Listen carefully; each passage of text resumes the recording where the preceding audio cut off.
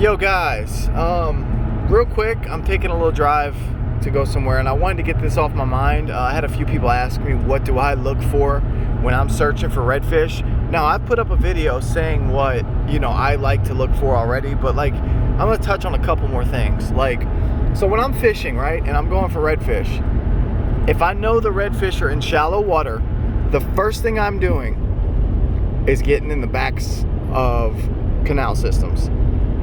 Imagine a canal, right? You go into a canal off the main canal, a little snaky canal that goes and, winds its way around. Those fish want to go in the very backs of those or towards the backs. Sometimes I won't even start fishing until I'm as far back as I can get because that's where it gets shallow and that's where the fish want to feed. That's shallow. Now, the key is be quiet, present your lure properly, and find what they want and have a good tide. Once you do that, you can start to identify the fish and see what they're doing. Now let's say the water's cooled down, the weather's cooled down. These fish have it's kind of like steps. Imagine steps, right? So with the shallowest, or with the shallowest being the top step, right? So you come down from that step into where the water temperature drops down a little bit. These fish will still go shallow. They will still be there. But you'll get a lot more fish roaming. Like, these fish will get out of that. They'll be in it still, a lot of them, but they'll get out of it and head towards tiny drop-offs. Now, I cannot express how important it is when I say tiny drop-off. Say you're fishing a waterway and it's all flat, it's all shallow. It's one depth from one side to the other across the whole pond or canal or whatever you're in. Now, you come out a little bit. You get out of that shallow. In the beginning stages of that canal, there's going to be some depth usually in these canals. You're pitching it right on the marsh. Imagine you pitch your bait right on the marsh, right?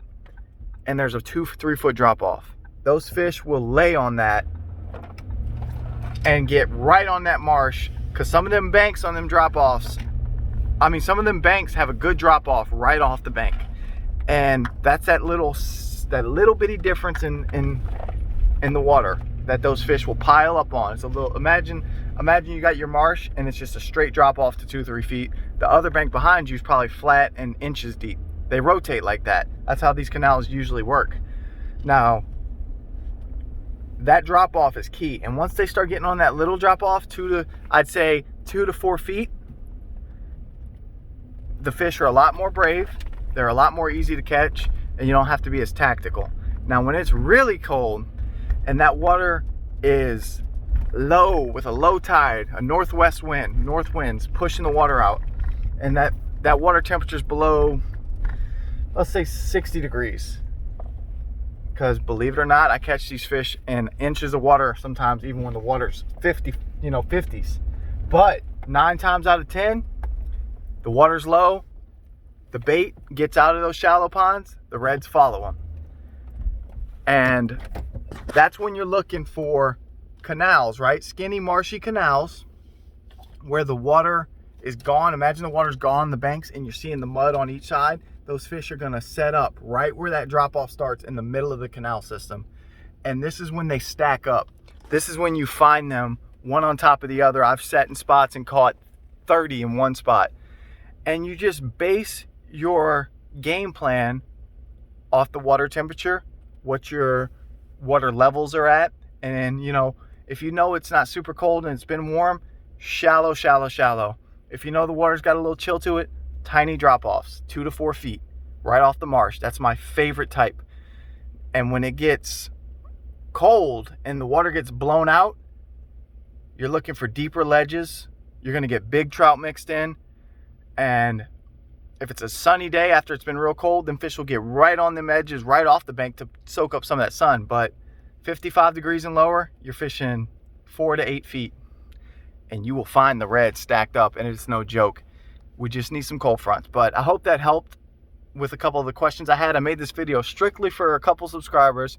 You don't have to watch it all the way through, of course, but that's my kind of game plan when I'm fishing, and I will get more in depth to what I'm doing when I'm on the water, and I'll explain it a lot better. But I hope that helps a little bit. 1/4 ounce jig head. Don't be scared to pop it in the winter. A lot of people like to crawl their baits real slow, and they will hit it like that. But pop, pop, pop, letting it go down. Boom, they'll stick it going down. Trust me. You start taking some of these tips in the right time of the year when the water's colder or cooler, and just do what I just told you. Jig is important in the winter. It's always good. You can't beat a jig, but a jig is key in the winter. Hope it helps you guys.